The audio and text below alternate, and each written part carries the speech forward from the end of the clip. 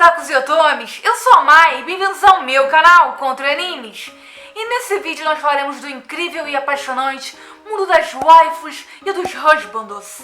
Aquele mundo maravilhoso do amor 2D, onde tudo é perfeito, onde tudo é maravilhoso, onde tudo é amor.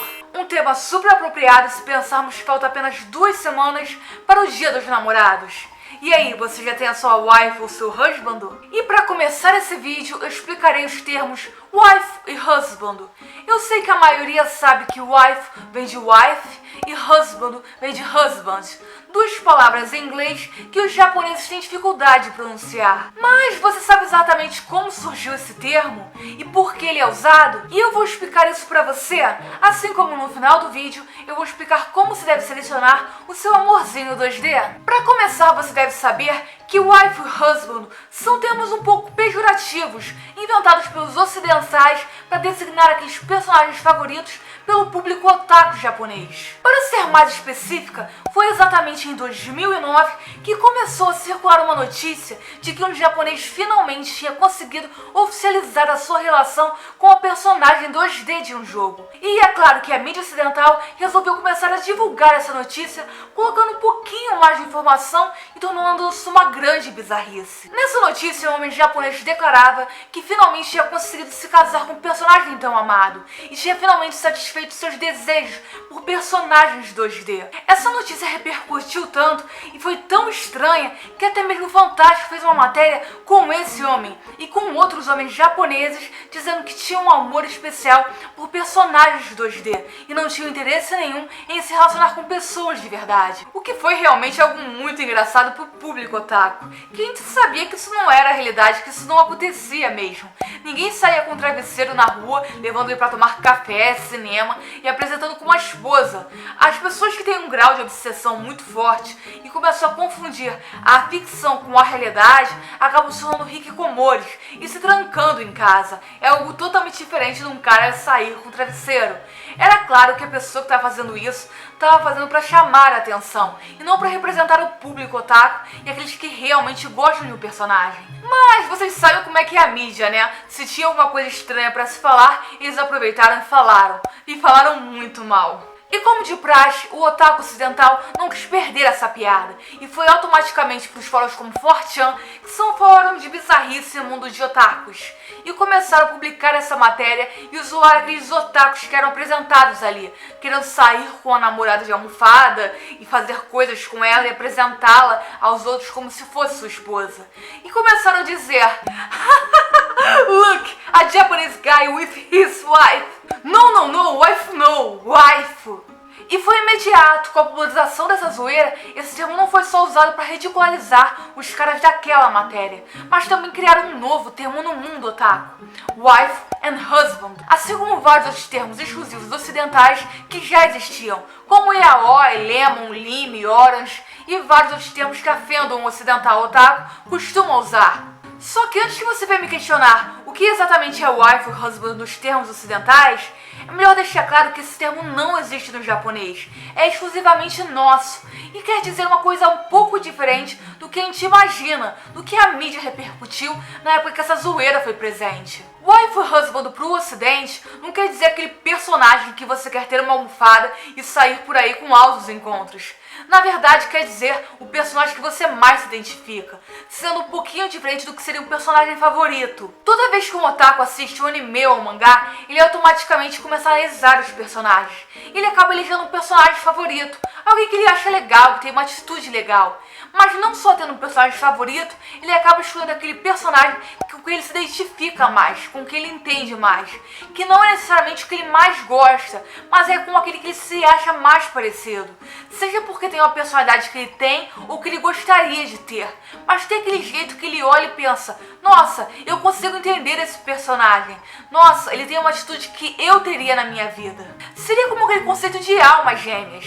Tem aquele personagem que parece muito com a gente que a gente se identifica, automaticamente ele é a nossa alma gêmea. E nós, consequentemente, vamos brincar que ele é nosso par ideal, que ele combina conosco. Mas não significa que nós queremos namorar com esse personagem, mas sim que nós realmente nos identificamos com ele. Quando a gente brinca dizendo que a gente namoraria com ele, a gente nunca está dizendo que a gente realmente namoraria com ele. Até porque o otaku ocidental tem uma admiração bem maior pelo 3D, pelo real, do que pelo 2D. A gente vê por uma forma simples.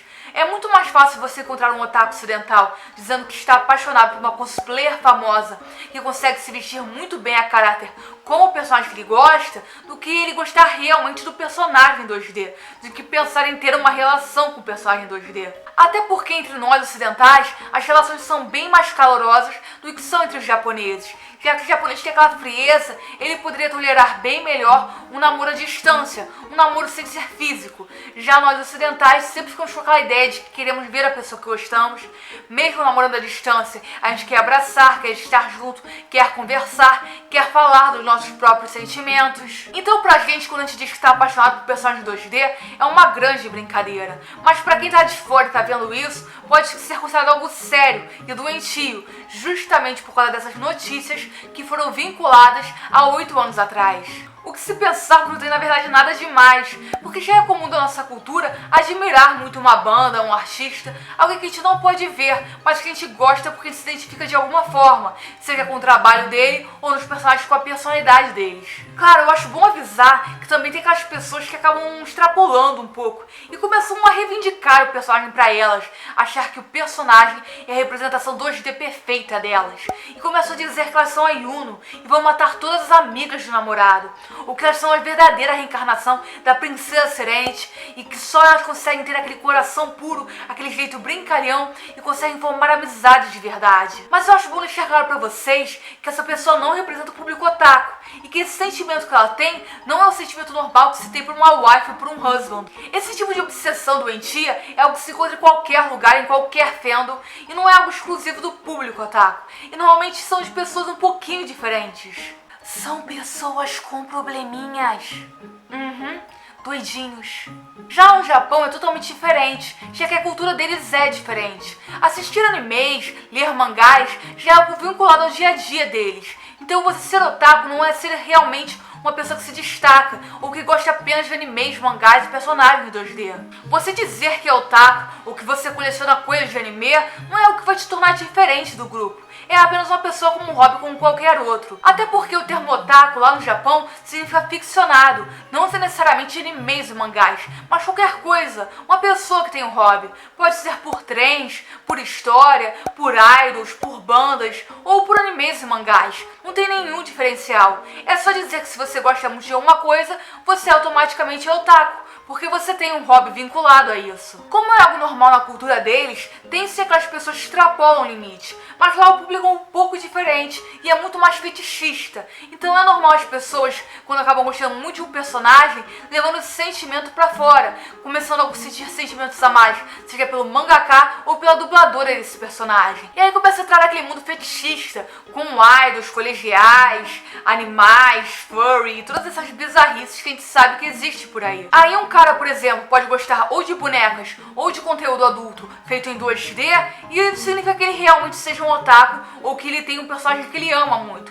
Ele tem um hobby um pouco diferente, que são bonecas de silicone, que são hentais, mas não necessariamente ele é otaku e é aficionado nesse mundo. Nisso acabam entrando aquelas pessoas que gostam de bonecas de silicone, que gostam de alguns acessórios, que gostam de roupinhas especiais, e as pessoas acabam confundindo eles com os otakus ocidentais que gostam de anime e mangá, simplesmente porque acham que o cara que gosta de um personagem 2D em alguma série, se identifica com ele, vai automaticamente preferir se relacionar com uma boneca do que com uma pessoa de verdade. É um erro. O cara que gosta de se relacionar com uma boneca não gosta de personagens, ele gosta de bonecas, e é normal, assim como tem gente que gosta de esqueletos, de flores, de bodes. O mundo tem gente muito diferente. Por isso, se você ver algum otaku dizendo que tem alguma wife ou husband, não pense que ela tá dizendo: ai meu Deus, eu só gosto de personagens 2D, eu nunca vou querer namorar alguém de verdade, eu prefiro esse mundo da imaginação. Ela não tá dizendo nada disso. Ela tá dizendo que se identifica com aquele personagem,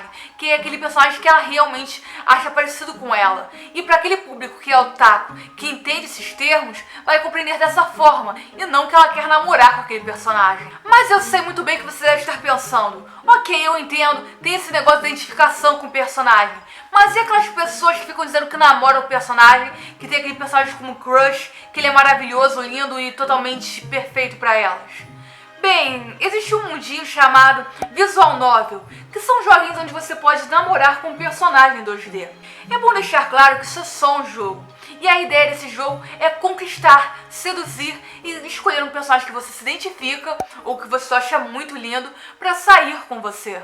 E esse tipo de jogo não é diferente dos jogos convencionais. Cada jogo tem uma história. Alguns você tem que lutar para salvar um reino, outros você tem que derrotar um inimigo maligno. E esse tipo de jogo você só tem que escolher um garotinho para sair com você e te levar numa festa no final. E acreditem, não tem nada demais em jogar isso. É muito divertido, na verdade. Você vai conhecendo os personagens e compreendendo as suas personalidades e vai descobrindo quais respostas você deve dar para conseguir afinidade com eles. É uma batalha um pouco difícil, já que exige muito mais atenção, principalmente na história, mas é uma modalidade de jogo muito normal e que não é algo totalmente feito para o público otaku, mas sim para quem gosta de história de romance. A ideia desses jogos são mais batalhas psicológicas, de você compreender a personalidade do personagem para conseguir agradá-lo com as respostas corretas.